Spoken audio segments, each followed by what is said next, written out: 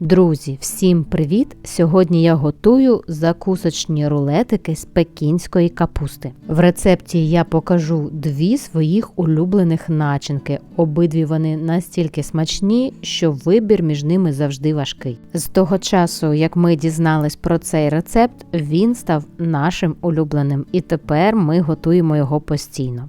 Раджу і вам приєднатись до цієї смакоти. Отже, перше, що нам потрібно зробити, це підготувати листя пекінської капусти.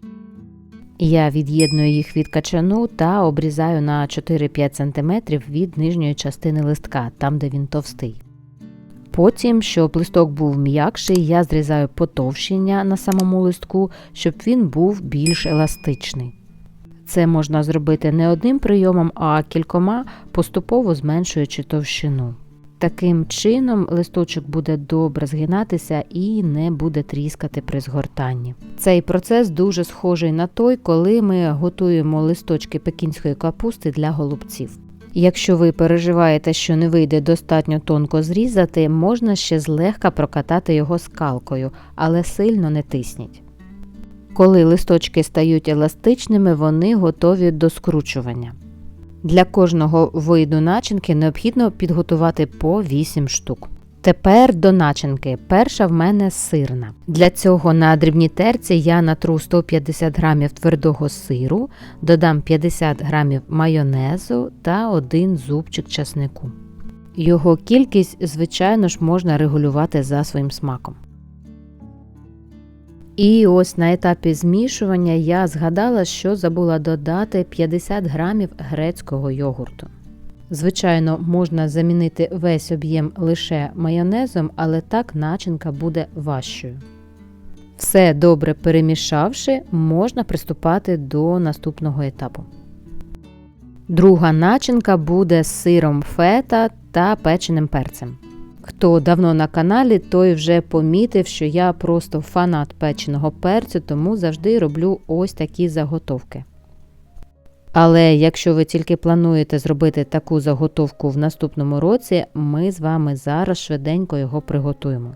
Для цього свіжий болгарський перець змащую олією та запікаю в духовці при температурі 200 градусів до красивої скоринки. А після запікання даю йому охолонути під фольгою та знімаю шкірку.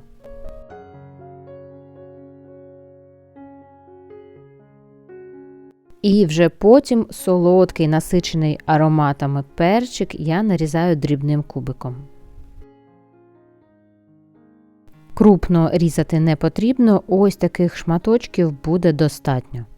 Далі я беру 150 г сиру фета і розминаю його виделкою. Він надасть солонуватий смак і чудову кремову текстуру. Додаю 50 г грецького йогурту та 1 зубчик часнику.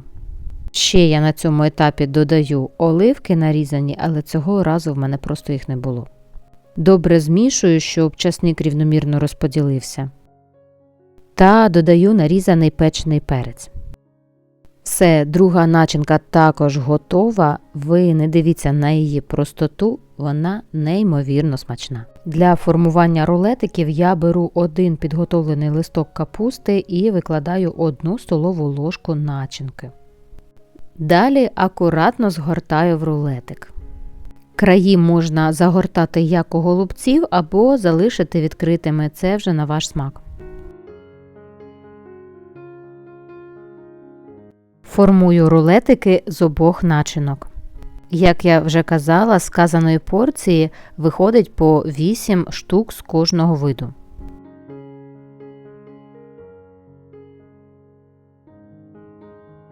Далі викладаю їх у ємність, вона має бути обов'язково з бортиками.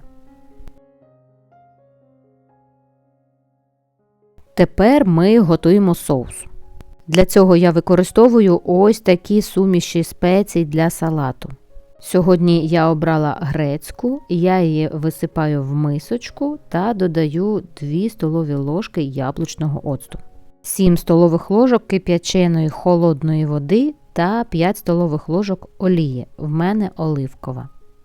Все добре змішую та даю трохи настоятись, щоб трави розкрили свій аромат. Тепер поливаю соусом наші рулетики. Ви, звичайно, можете куштувати їх і одразу, але якщо дати їм трохи постояти та промаринуватись, вони стануть ще смачнішими та добре триматимуть форму. Ця страва настільки смачна та легка, що ви точно маєте її приготувати та спробувати. А я вам, як завжди, бажаю смачного, друзі!